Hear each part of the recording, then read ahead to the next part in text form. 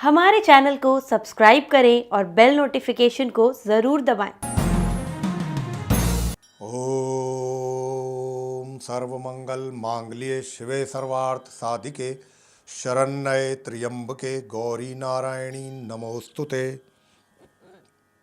मेरे प्रिय दर्शक गणों, आज के इस कार्यक्रम में आप सभी का बहुत बहुत हार्दिक स्वागत और अभिनंदन। मैं हूं आचार्य पंडित सर्वदानंद शर्मा और आपके साथ बात करने वाला हूं शरद नवरात्रि 2021 के बारे में। यानी कि इस वर्ष शरद नवरात्रि कब से आरंभ हो रहे हैं, कब तक चलेंगे और उनके कलश और घट स्थापना का क्या मुहूर्त है, शुभ मुहूर्त कैसे करना है, उसकी विधि क्या है, आपको सारी चीज़ों पर चर्चा करेंगे। साथ ही कौन सी तिथि में, कौन से दिन, कौन सी माता की पूजा करने इस पर आपको मिलेंगे अत्यंत लाभ उसके, और ये भी बताएंगे कि जिस दिन जिस माता की पूजा करनी है उस दिन उन माता की पूजा करने से कौन से ग्रह के दुष्प्रभाव आपके जीवन से समाप्त होंगे। और देखिए, जब शरद नवरात्रि की बात चली रही है तो ये हमारे हिंदू धर्म के अनुसार सबसे पवित्र पर्व और सबसे बड़ा पर्व माना जाता है, माँ भगवती दुर्गा भवानी का। अब देखिए, दुर्गा माता की जब बात आई और नाम मैंने लिया दुर्गा, तो दुर्गा का अर्थ क्या है? दुर्गा का अर्थ है दुखों का नाश करना। तो मेरे प्रिय साथियों, अब मैं चर्चा आरंभ करता हूँ। शरद नवरात्रि इस माह अक्टूबर में, जो आने वाला माह है अक्टूबर का 2021 का, कब से आरंभ हो रहे हैं? तो देखिए, शरद नवरात्रि दिनांक 7 अक्टूबर सन 2021 दिन गुरुवार से आरंभ हो रहे हैं प्रिय दर्शकों। और नवरात्रि में माँ दुर्गा जी की 9 दिनों में उनके 9 स्वरूपों की पूजा अर्चना करने का विधान होता है। माता के 9 स्वरूप इस प्रकार हैं: माता शैलपुत्री जी, माता ब्रह्मचारिणी जी, माता चंद्रघंटा जी, माता कुष्मांडा जी, माता स्कंद माता जी, माता कात्यायनी देवी जी, माता कालरात्रि देवी जी, माता महागौरी देवी जी और माता सिद्धिदात्री।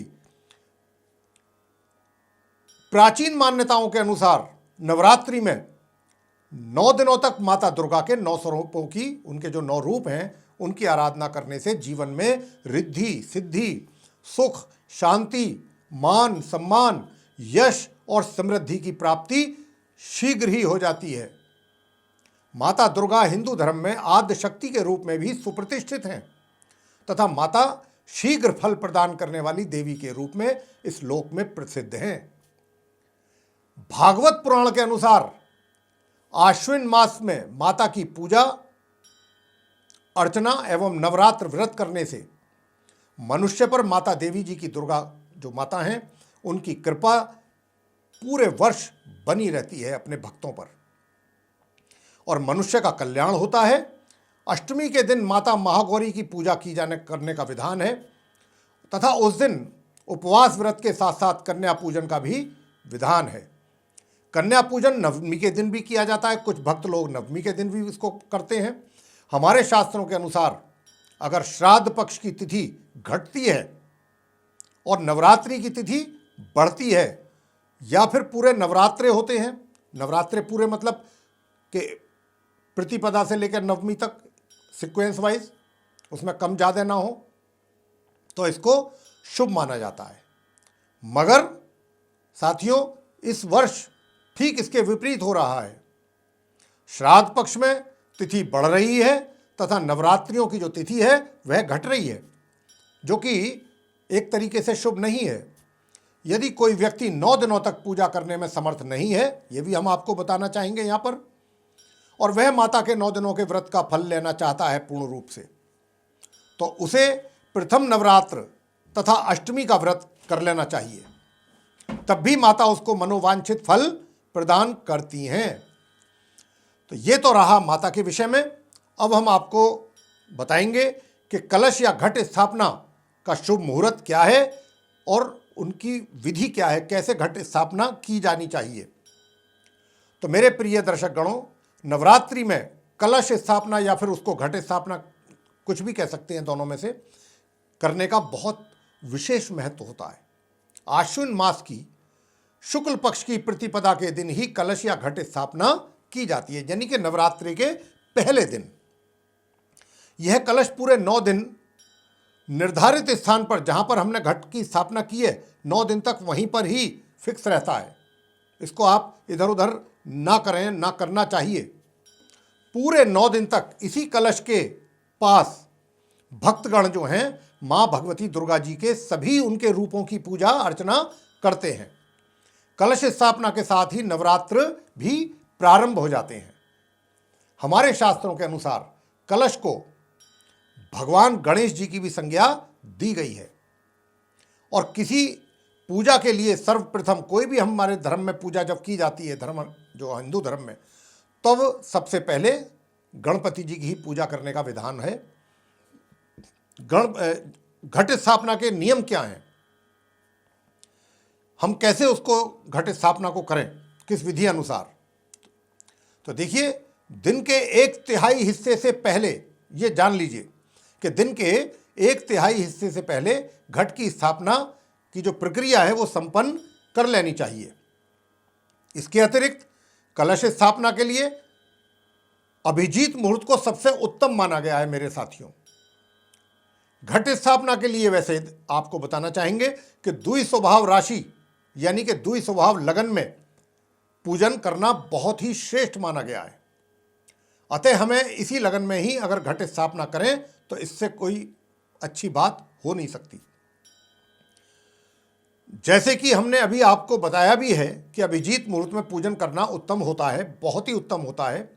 इस बार जो है अभिजीत मुहूर्त मैं बताना चाहूँगा आपको कि प्रातः 11:52 से लेकर के दोपहर 12:38 तक रहेगा।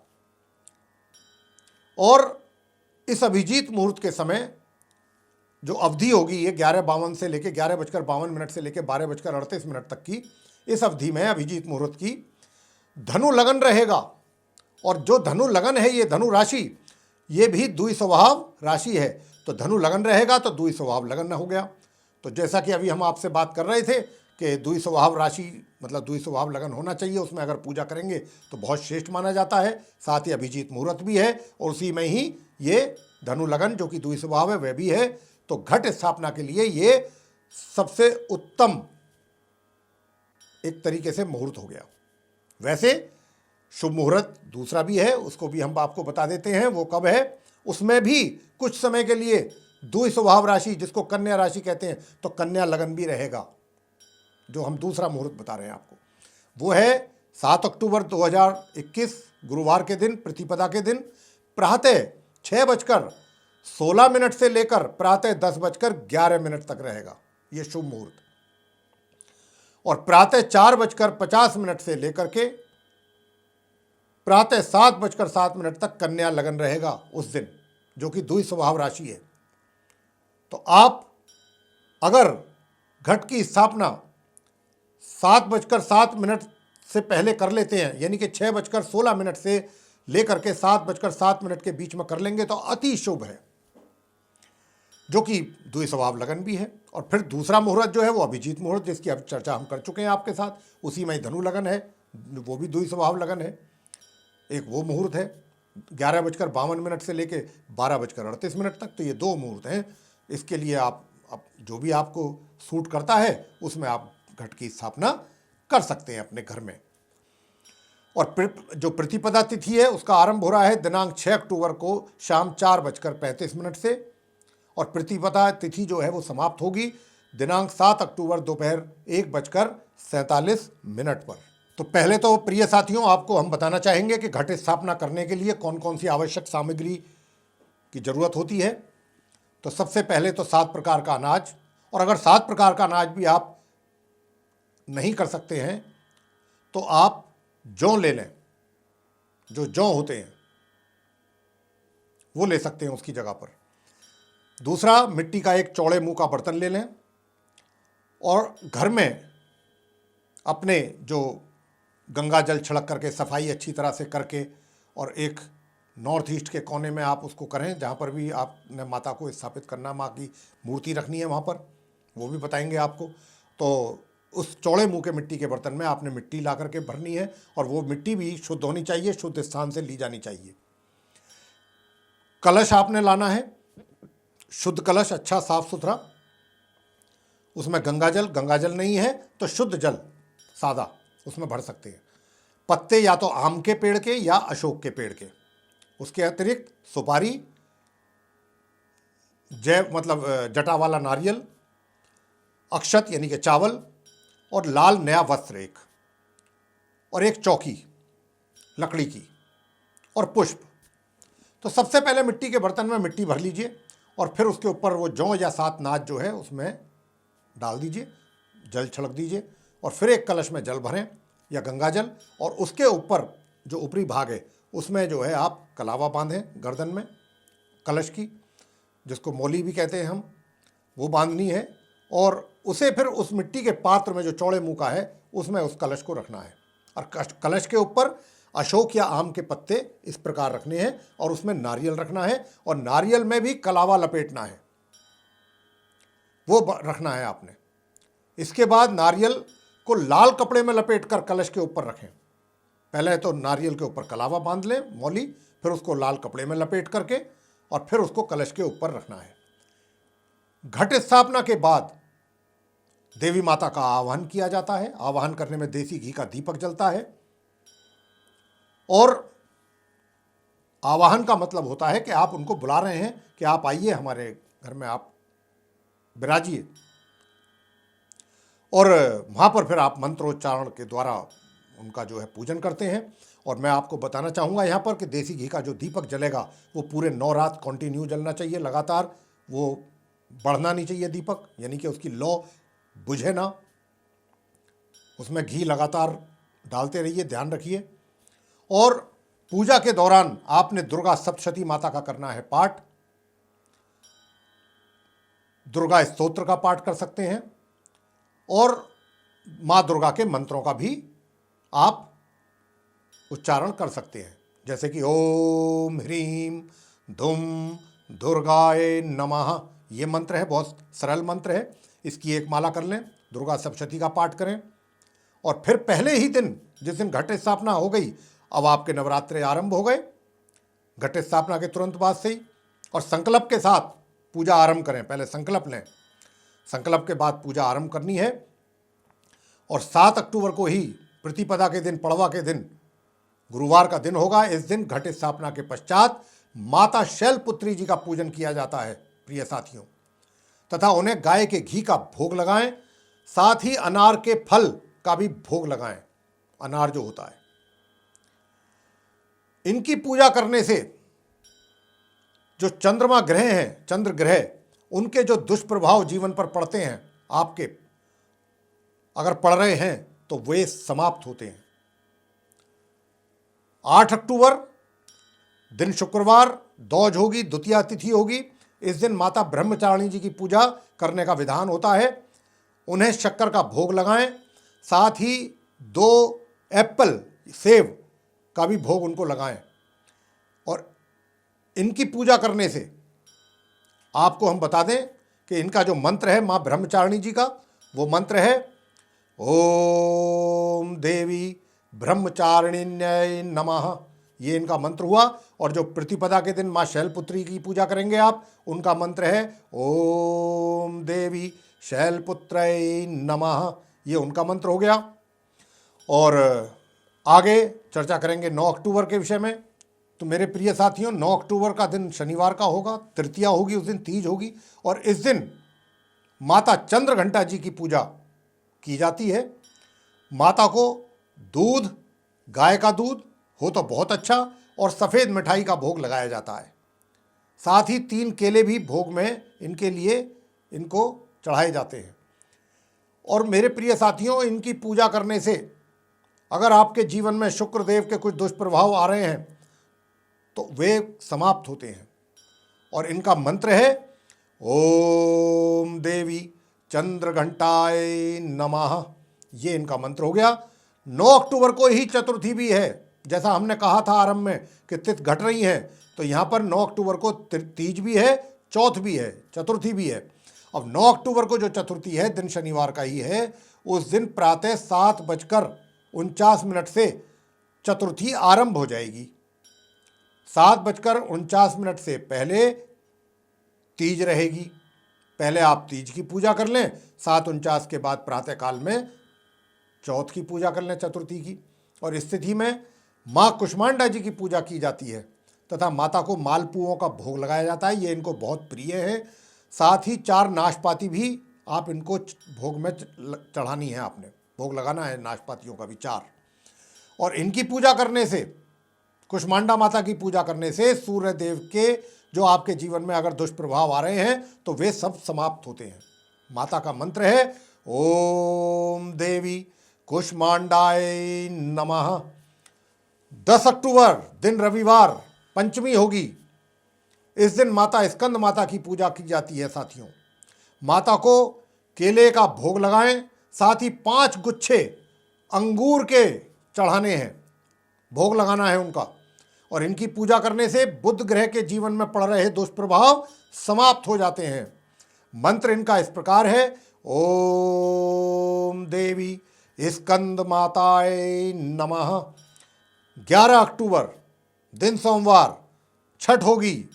इस दिन माता कात्यायनी देवी जी की पूजा की जाती है। माता को इस दिन शहद का भोग लगाया जाता है, साथ ही 6 अमरूद भी भोग में चढ़ाने होते हैं।